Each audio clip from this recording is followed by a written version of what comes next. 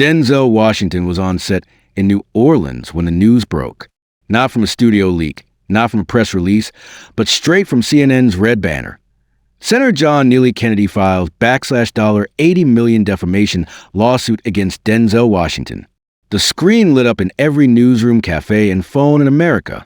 And just like that, the man revered as a voice of truth had been pulled into a legal firestorm he never saw coming. The live stream had seemed harmless at first. It was a humid Thursday afternoon, and during a short break from filming a civil rights biopic, Denzel sat inside his trailer, shirt damp from the heat, wearing a black HBCU hoodie and framed by a bookshelf packed with Baldwin, Du Bois, and King. He leaned into the phone casually, answering fans. Film questions, books, faith. Then someone asked about the stalled clean energy bill in the Senate. Denzel paused. His face shifted. Not angry, focused. "Let me tell you why that bill keeps dying," he said.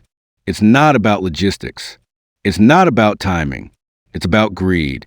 Then he leaned closer to the camera and dropped a line that would rattle Capitol Hill for weeks. Senator Kennedy isn't blocking clean energy because he disagrees. He's blocking it because he's bought. Senator Big Oil. You can quote me. The comments exploded. Fire emojis, applause, wave after wave of say it louder. The live stream ended after 28 minutes. Denzel wiped his face, packed his script, and went back to set. 24 hours later, a CNN anchor read the headline with the weight of a national crisis. The senator from Louisiana had filed a defamation suit in federal court, claiming Washington knowingly and maliciously spread false information with the intent to damage his reputation, public standing, and ability to serve his constituents. $80 million. The highest profile legal action ever filed against a public celebrity over a live broadcast. Cable news fractured. Fox News ran with it instantly. Their cheering read, "Hollywood actor slanders U.S. Senator in viral rant." Over on MSNBC, the tone was different. Free speech or falsehood? The Denzel Kennedy showdown begins. People took sides before they even read the filing. Online, it wasn't a debate. It was a culture war. Some saw Denzel as a righteous whistleblower finally naming names in a corrupted system. Others saw a celebrity overstepping, throwing accusations without proof, hoping his charm would shield him from accountability. Kennedy, for his part, didn't speak. Not yet, but his office released a short statement through a legal firm with deep ties to corporate energy interests and GOP think tanks. The lawsuit, it said, was about facts, not feelings. A man cannot be allowed to defame an elected official with no consequence, simply because he has fans. Behind the scenes, Denzel's team scrambled.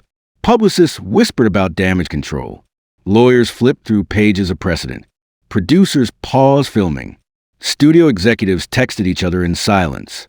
And Denzel? He kept quiet. He didn't post. He didn't call a press conference. He didn't even finish the scenes he was scheduled to shoot that day. But he did sit alone that night, re-watching the live stream. Not the headlines. Not the tweets. Just the footage. His voice. His face. His words. He replayed the phrase, "Senator Big Oil," again and again until the screen dimmed. That's when the first text from an old friend came in. They would come hard this time. It said, "This isn't a studio exec. This is a system." And Denzel already knew. This wasn't just a lawsuit. It was a warning, a line drawn in public sand. One side was power, the other accountability. And Denzel Washington, a man who had spent the better part of 2 decades speaking carefully, choosing each word like it might be carved in stone, had finally said something they could use against him. But that was only the beginning. The war hadn't started in the courtroom. It started in that trailer, with a man, a phone, and a single sentence. Words, once spoken, don't unring. And the moment he said them, the countdown began. The clip aired at 7:03 a.m. Eastern.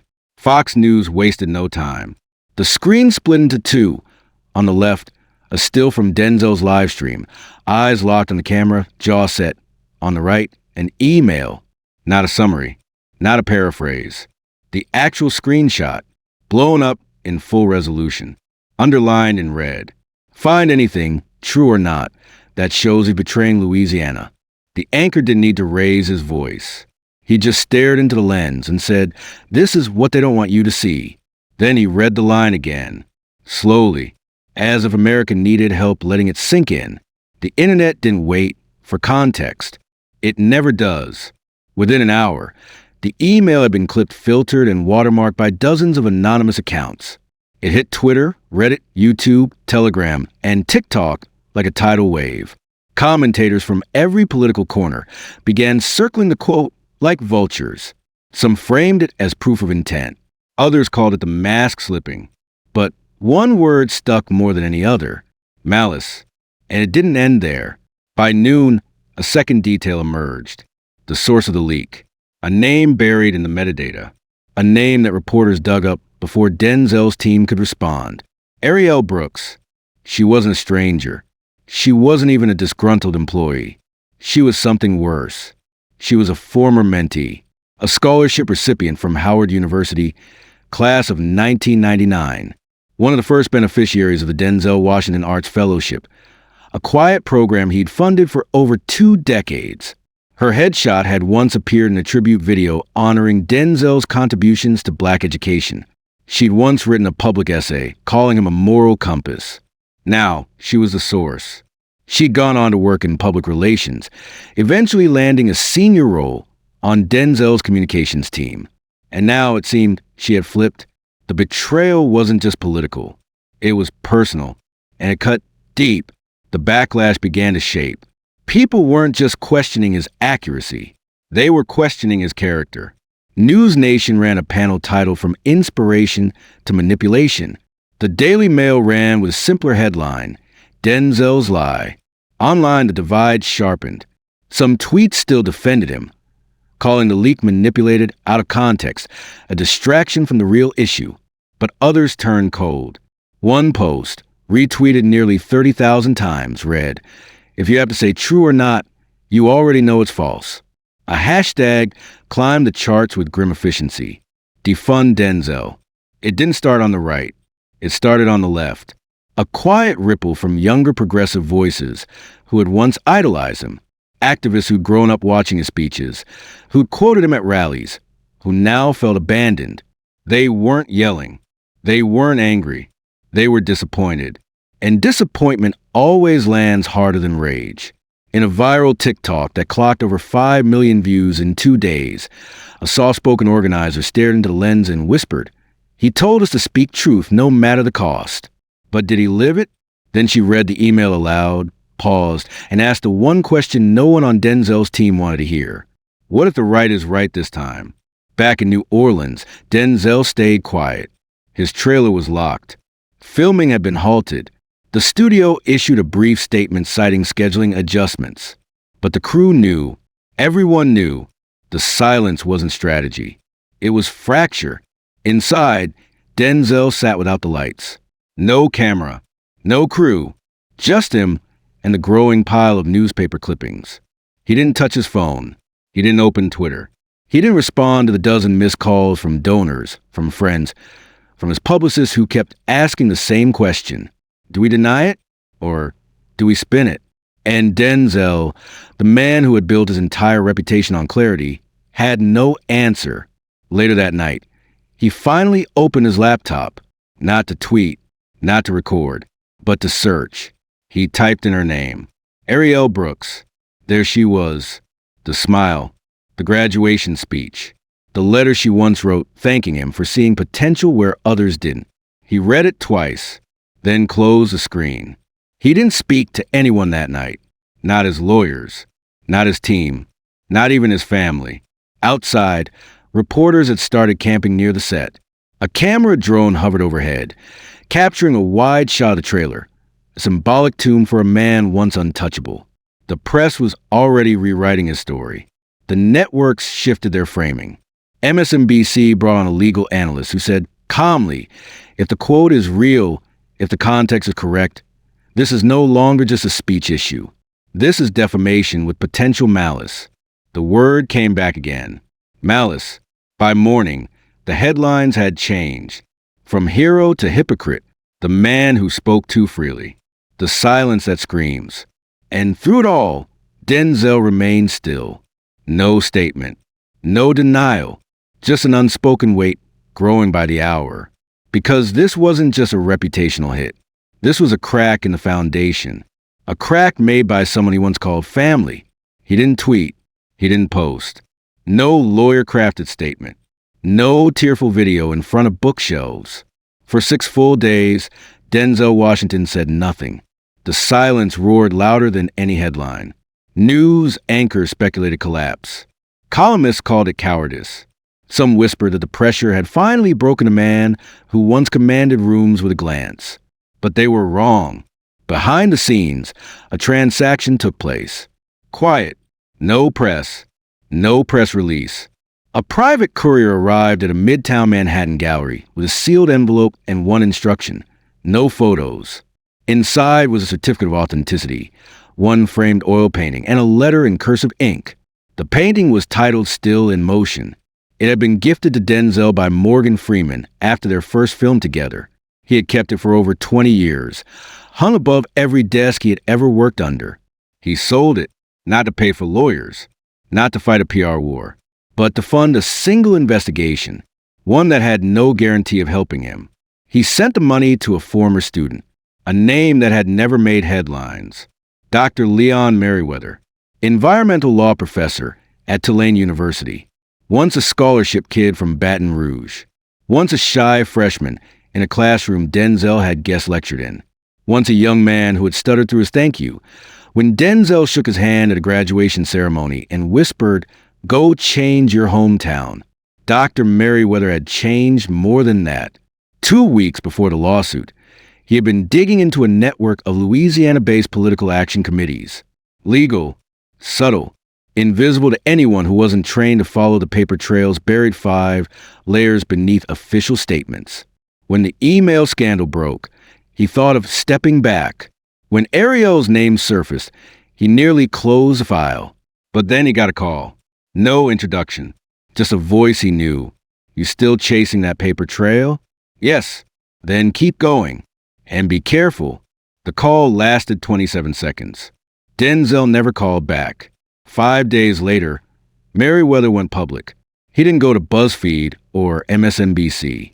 He uploaded a single PDF to his university's open research archive, then posted the link with one sentence: "Just facts." The document was 72 pages long. It detailed a sequence of financial contributions made by a PAC called Energy for Louisiana, tracing multiple deposits that aligned within 24 hours of key Senate votes. One entry stood out: a $300,000 donation, dated exactly 1 day before Senator Kennedy voted to block the Clean Energy Jobs Act. The contribution had never been disclosed publicly. The source was tied to an executive board led by a former Shell consultant. The document spread slowly at first, then faster. Environmental Twitter picked it up, then a few independent journalists. Then a thread from a 19-year-old climate activist in Milwaukee went viral with the caption: "Maybe Denzel wasn't ranting. Maybe he was early." Cable news split along fault lines. MSNBC brought Merriweather on for a 7-minute interview. He wore a simple gray suit. He didn't mention Denzel, didn't speculate. He just walked the host through the data, vote by vote, transfer by transfer. When asked why he released a report now, he just said, "Because someone needs to." Over on Fox News, the mood turned defensive. They questioned the professor's credentials, called him an activist in disguise.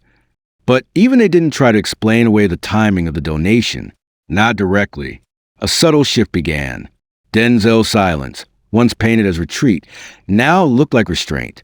His critics weren't backing off, but they were choosing words more carefully. On TikTok, a duet chain started. Clip after clip of young creators reading pieces of Merriweather's document aloud, side by side with Denzel's live stream. His words, once mocked, now overlaid with highlighted bank records and vote logs. One creator captioned it: "He didn't shout to be right. He bled for the proof." By the end of the week, the hashtag shifted.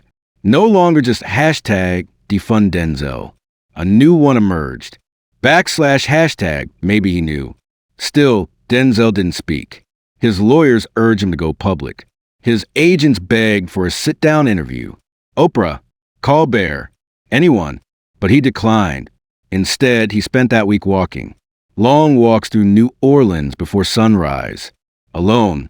Baseball cap low. No security. No entourage. Just a man breathing through the weight on his shoulders. He stopped by a bookstore near the French Quarter one morning. Bought a worn copy of Baldwin's The Price of the Ticket. Left cash. Didn't say a word. The owner didn't recognize him until after he left. On the sixth day, one of the crew members from his film posted a photo. Denzel sitting on an old folding chair by the river, script closed on his lap, eyes looking past the water. The caption was one word. Still, the post racked up 500,000 likes. It wasn't redemption. Not yet. The mainstream press still led with lawsuit headlines. Kennedy's legal team prepared their next move. But something had shifted. Not in court. Not in polls. In people. The man who had once been crucified for a sentence now seemed to be paying for it in full. Quietly. Painfully. Without retaliation. And that, more than any press conference, began to change the story. The cameras closed in like they smelled blood. They waited for him at the gates of the set, hiding behind vans. Crouching by hedges, lenses already zoomed in before his trailer door opened. He stepped out wearing the same Navy HBCU hoodie, unbothered by the Louisiana heat, and holding only one thing in his hand. It wasn't a statement. It wasn't a phone. It was a book. James Baldwin's The Fire Next Time. He didn't wave it, didn't lift it high like a trophy. He held it at his side, spine visible, pages fluttering slightly in the breeze. Reporters shouted questions about the PAC scandal, about the lawsuit, about the leak from his own team. But he didn't flinch. He simply walked through them. One photographer managed to catch the angle. The book was open to a marked page. A single sentence underlined in faded red pencil, like it had been marked years ago. To be black and conscious in America is to be in a constant state of rage. By the time Denzel disappeared into the makeup trailer, that photo was everywhere. Twitter, Reddit, even cable news paused their usual split screens to show the image. No quote, no spin, just that sentence and his hand holding it. Some called it dramatic, others called it desperate. But to a certain corner of the country, those who had grown up with the same rage, the same inherited silence, it felt like a war drum sounded in the key of restraint. Meanwhile, Senator John Kennedy stood under a Texas sky, addressing a crowd of oil executives and campaign donors with a grin that curled like it knew something others didn't. The backdrop behind him was carefully staged. A pipeline photo, a waving flag, a banner reading, "Truth, not theater." He leaned into the mic. "I'm a judge by training. He's an actor by profession. And I don't perform." The crowd laughed. Some clapped. Others looked unsure. He went on, called Denzel's live stream an emotional outburst, called the investigation a clumsy distraction funded by Hollywood guilt. Then he paused for effect. If he wants a stage, he can keep his movies. But don't mistake fiction for facts. I serve real people. He serves box office dreams. It landed for a few minutes until it didn't. Because that same night, a young playwright in Harlem posted a clip of the speech side by side with her own monologue. No edits, just Kennedy's voice juxtaposed with her own. "We all serve someone," she said. "And some of us are honest about the costume we wear." Her post sparked something, a ripple through the arts world. Quiet at first, then swelling. Within 48 hours, actors, poets, and musicians began stitching their own responses. Not rants. Symbols. A Broadway director shared a photo of his script marked in blue ink. A violinist uploaded a silent video, bow resting on the strings, but never moving. One image after another. A stage light turned on with no one beneath it. A pair of boots left at the front of a theater. An empty dressing room mirror, quote scribbled across it in lipstick. "Politics is theater with consequences." By Friday, the Kennedy quote had flipped. What he meant as a jab now echoed like self-incrimination. Because if politics wasn't theater, why did so many scenes look choreographed? Why did the same men in ties keep saying the same lines in front of the same flags? Even journalists on mainstream panels began to hesitate. One anchor on PBS paused mid-sentence, adjusting her papers before admitting, Maybe we mistaken silence for absence. Maybe Denzel's not retreating. Maybe he's rehearsing for something we're not ready to hear. Still, Denzel didn't speak. He arrived on set the next morning wearing the same hoodie, carried the same book. No interviews, no hashtags. He moved like gravity had learned to walk. Every gesture measured, every pause filled with something heavier than anger. His assistant later told a reporter that he had underlined that Baldwin quote 10 years ago, not for this moment, but for every moment that ever tried to erase the line between what he felt and what he chose to show. A choice he made again and again. That week, the same email chain that had once been used against him began to resurface in a different context, not as betrayal, but as irony. The intern who had leaked it, she had once written an essay titled "Representation is a Revolution," an essay Denzel had praised. No one missed the symbolism, because Kennedy had tried to paint him as a fraud, a man playing outrage for clicks. But now the country saw a different performance, one with no script, no stage, just a man walking through fire, holding a book and not raising his voice. A slow shift began beneath the noise. In schools, teachers shared the Baldwin quote with their students. In churches, sermons quoted from the same page. In living rooms, parents told their kids about the first Denzel movie they ever saw, and what it meant to watch a black man lead with silence and not apology. By Sunday, an editorial in The Atlantic asked a question no one else had dared. What if the rage he carried was never the problem? What if the real problem was that he refused to direct it at anyone, only at systems? And what if that made him more dangerous than a lawsuit ever could? Denzel didn't answer, not with words.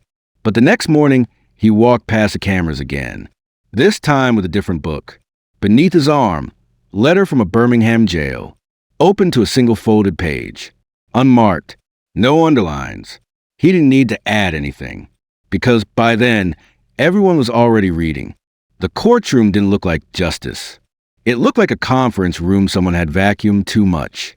Fluorescent lights, beige walls, a clock ticking just a little too loudly. But on the front row, where camera lenses weren't allowed, but everyone's breath still held its edge, something was shifting. Denzel sat quietly. He wore a charcoal suit with no tie, no entourage, just him and a small legal pad he hadn't written anything on. At his side was a woman no one in the national press had expected, Marcia Bell, the same civil rights attorney who'd once gone toe-to-toe with 3 petrochemical giants in Louisiana and made them settle for a record-breaking environmental cleanup fund. She was calm, no makeup, no jewelry, just her presence, and a binder that looked far too light to carry what she was about to deliver. The judge entered. The room stood. Formalities passed like ritual. Then came the case. The moment the prosecution played the now infamous clip, the edited email Denzel's name, the phrase "true or not," you could feel the tension flex across the walls like the room itself was bracing. It was a clip that sparked millions of views, that had turned headlines sharp, that had convinced even moderate voices to say maybe it had gone too far. And now it played in silence. But then Marcia stood. She didn't raise her voice, didn't pace. She opened the binder, flipped 2 pages, and said only this: "Your Honor, we request permission to enter the original full-length email chain into evidence. The segment in question has been selectively edited." There was a murmur, quickly silenced. The judge nodded. The screen lit up again. This time, a different document. The same timestamp, same sender. But now in context. The full sentence read, "Find anything, true or not, when reviewing his legislative history that might indicate hypocrisy, especially regarding environmental votes. We need to know if we're missing something already on public record." Marcia paused, then added, "This is not a call to fabricate. It's a clumsy, desperate internal memo urging deeper research into public documentation. Nothing more, nothing less." The prosecutor shifted in his seat. Marcia continued, "The sender of this email is one Daniel Fry, formerly employed by the Kennedy 2008 Senate campaign, terminated in September that year for data manipulation tied to voter targeting algorithms in East Baton Rouge." Silence. Not the dramatic kind, the sinking kind, the kind where no one needed to say a word to know the center of gravity had just moved. In the gallery, a few people checked their phones, already drafting headlines they hadn't expected to write. On the far right bench, a student from Howard Law whispered, "This isn't a defense, it's a counterstrike." Marcia didn't smirk, didn't gloat. She simply closed the binder and stepped back. Denzel hadn't moved, his hand still folded on the blank pad. But in the corner of his eye, a flicker of something returned. Not relief, not victory, clarity. The judge made no ruling that day. The hearing was procedural. No verdict. No declaration of innocence or guilt. But something had shifted. Outside the courthouse, the wind picked up. Reporters read the transcript line by line on air, voices slightly unsteady. The backlash online didn't disappear, but it lost focus. Because the foundation of the attack, the line that had launched the hashtag, the meme, the firestorm, wasn't what they said it was. It had been a frame, not a fact. And frames crack under pressure. TikTok lawyers began breaking it down in split-screen videos. One creator pointed to the irony that Kennedy supporters had accused Denzel of showmanship, while themselves cutting dialogue like it was a movie trailer. Another showed a side-by-side of prosecution's clip and the full email, using the caption, "This is why truth doesn't fit in 280 characters." But it wasn't just digital spaces that shifted.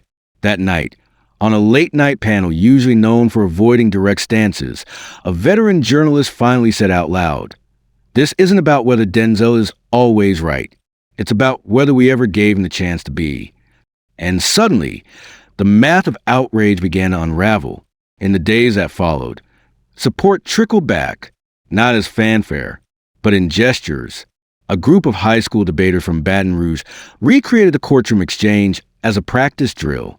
A painter from Baltimore created an installation titled Misquoted, with hundreds of printed headlines slowly dissolving into water on canvas. Even a retired judge in Georgia posted an op-ed titled, "The Danger of Convenient Edits." One moment caught the public imagination especially hard. As Marcia and Denzel exited the building, they were swarmed by press. Someone shouted, "Was it your knockout punch?" referring to the email reveal. Marcia turned, her voice low even. No one wins with a punch, but sometimes the truth lands first. It became the line of the week. Quoted, parroted, reposted, but not mocked, because it said something the trial hadn't. This wasn't about Denzel's fame or Kennedy's polls. It was about the quiet violence of assumption, how easily trust can be dismantled by a half-truth, and how difficult it is to rebuild with nothing but patience, evidence, and the refusal to scream. Later that night, an interview with Marcia went viral. Not for anything explosive, just one question. "Why'd you take this case?" She paused. "Because someone once told me Baldwin wasn't writing for applause. He was writing so black men wouldn't vanish when misunderstood." The interviewer nodded. "And Denzel?" Marcia smiled. "He never vanished. We just stopped looking at him with our own eyes." And just like that, the wind changed again. The clip was shaky, filmed on a cracked phone camera, leaning against a mason jar. But that didn't matter. What mattered was the voice. We served. We voted. We believed in his word. The man speaking had a deep southern accent, the kind that curved his vowels gently, even when what it carried was pain. He sat on a folding chair outside of Veterans Hall in St. James Parish, Louisiana. Beside him, 3 other men nodded. Not actors, not activists, just old soldiers. The camera panned slowly, showing a plastic jug filled with brown water. "This here is what our grandkids drink. This is what we bathe in, what our dogs lap up. They called it acceptable. Then they called us misinformed. And last week, one of the Kennedy staffers told a local reporter we were just media pawns." There was no shouting, just silence, the kind that stings deeper than protest. One of the men leaned forward and said it plainly. "We ain't pawns. We're poison." The video was posted on a Wednesday night. No promotion, no blue check. But by dawn, it had hit 7 million views. It didn't trend because of algorithm tricks. It trended because America was tired of forgetting its own. Kennedy didn't respond. His comms team released a general statement about environmental responsibility, followed by a quote about misinformation, but it landed flat because this time the story didn't need a headline. It had a face, and that face wasn't Denzel's. It was a man in a folding chair. Meanwhile, somewhere far from the noise, Denzel was walking down a gravel path lined with sycamore trees. No cameras followed him. No one announced his arrival. But the children knew. They always knew when he came. It was the annual summer session at Langston Arts Camp, a place Denzel had quietly funded for 10 years.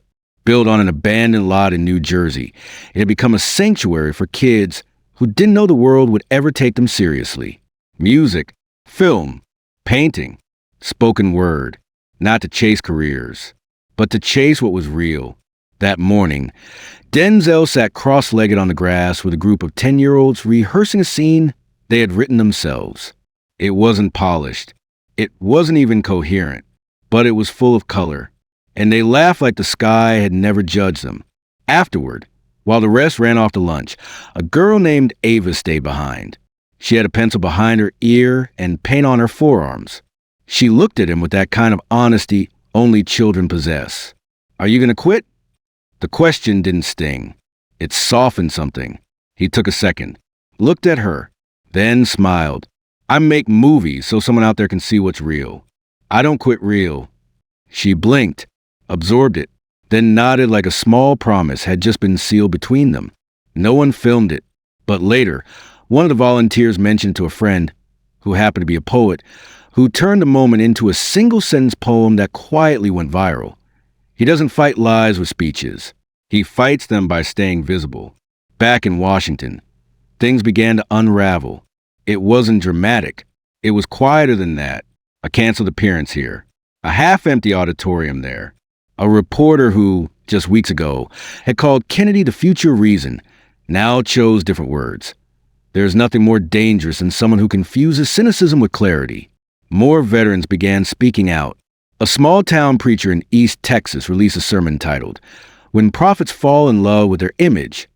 A bookstore in Baltimore replaced Kennedy's memoir with a display of James Baldwin, with a sign that read, "Consciousness doesn't expire." But Denzel didn't speak. He didn't attend panels. He didn't write essays. He helped repaint a stage backdrop at Langston. He sat with a boy learning trumpet for the first time. He helped a girl rewrite a script where the villain was a weather report and the hero was a librarian. He never talked about politics. But every act became its own answer. That weekend, a podcaster asked a roundtable of media personalities, "Has Denzel been trying to win back the public?" A silence followed. Then one panelist answered, "I think he's just been trying not to lose himself." That line traveled, not with thunder, but like a thread, a comment under a video, a graffiti tag in Oakland, a caption under a black and white photo of Denzel tying a little boy's shoes on the sidewalk. In the digital age, we expect redemption to be loud, explosive, a grand apology, or a shocking reversal. But this wasn't that.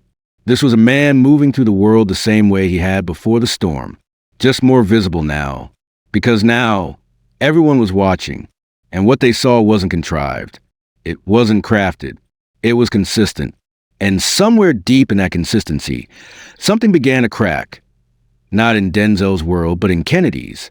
For the first time, even his supporters didn't know how to defend him without sarcasm, because the weight of reality doesn't bounce. It sinks. And the weight was sinking into places no press secretary could reach.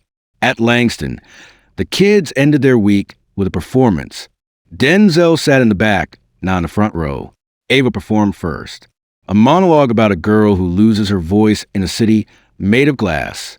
But at the end, the girl writes one word on every pane. Still here. The audience clapped. But Denzel just closed his eyes. Because some truths don't need applause. They just need to be held. The courtroom was quiet when the ruling came down. No cameras. No crowd eruption. Just the sound of shuffling paper and a federal judge's voice steady and uninflected. The plaintiff has failed to prove material harm. The motion to dismiss is granted. And just like that, it was over. No damages, no injunction, no appeal. Kennedy didn't speak to the press. His team issued a one-line statement about moving forward. No acknowledgement, no concession, just forward, as if silence could rewrite the trail behind him. But people noticed what wasn't said, and that said enough. Denzel didn't hold a press conference either. No victory tour, no podium, no studio interviews or morning show slots. Instead, on a gray Thursday morning, he walked into a modest performing arts school in Newark and took attendance for a free acting class he had quietly arranged 2 weeks prior. 10 students, all between the ages of 9 and 16, all black, none of them famous, most of them still learning how to speak from their diaphragm. He wore a hoodie and sneakers, not a costume, just a man in a room, holding space. He ran them through Shakespeare, not the polished monologues, but the messy ones, the ones with confusion and contradiction and breath. Then he asked each of them to write down something they'd never said out loud. Fold it, hand it in. He didn't read them. He just said, "Now act like the truth's in your pocket." They did, and suddenly the room changed. The youngest of them, a girl with braids and eyes that scanned like searchlights, paused before class ended. Her voice was small, but it cut through. "Did you win?" The question hung there. Denzel smiled. The kind of smile that doesn't rise quickly. The kind that carries weight. "If I still get to do this," he said, "then I haven't lost." There was no applause, but someone in the corner, a teacher on break, captured the moment. 17 seconds. No edit. No music. She posted it to TikTok that afternoon. By evening, it had 4 million views. By morning, 10. By the third day, 23 million. It wasn't just the words. It was the way Denzel didn't perform them. The way he let stillness do the talking. The way his eyes never left the children's faces. Some called it comeback. Others called it grace. But Denzel never called it anything. He just came back the next week. Same room. Same 10 kids. Same folded papers, still unread. And America, restless, distracted, chronically loud, stopped for a beat, not because of spectacle, but because somewhere in the noise, a man chose not to fight for the last word. He fought for the next generation's first. That's not a win. That's a foundation. And it doesn't need to shine. It just needs to stay.